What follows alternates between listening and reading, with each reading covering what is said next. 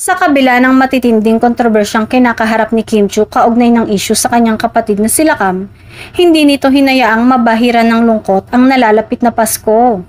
Patuloy pa rin siyang nagpapakita ng positibong disposisyon at pagpili ng kapayapaan sa kabila ng personal na unos na pinagdaraanan.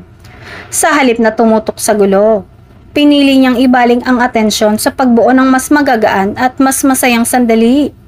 Kamakailan, ibinahagi ni Kim sa kanyang ex account na nagsimula na siyang magdiwang ng Kapaskuhan. Sa kanyang post, proud niyang sinabi, "Just designed my Christmas tree in 2 hours and it felt good."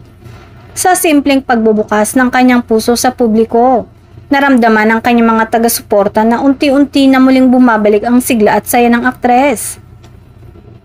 Agad namang nagpakita ng suporta ang mga fans ni Kim sa naturang post.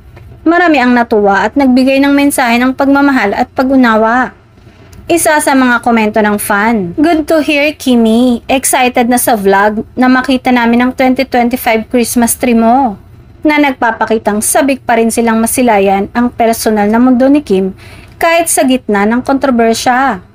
May isa pang fan na nag-iwan ng mensaheng puno ng suporta.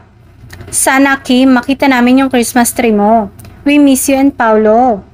Patunay ito na hindi lamang si Kim ang minamahal ng publiko kundi maging ang kanyang tambalan at relasyon kay Paulo na nagbibigay inspirasyon sa maraming tagahanga. Sa kabila ng lahat, ipinapakita ni Kim na ang Pasko ay panahon pa rin ng pag-asa, liwanag at pasasalamat. Sa kanyang simpleng pagdekorasyon ng Christmas tree, tila sinasabi niyang kahit gaano kabigat ang mga pinagdaraanan, lagit-laging may espasyo para sa saya at pagmamahal.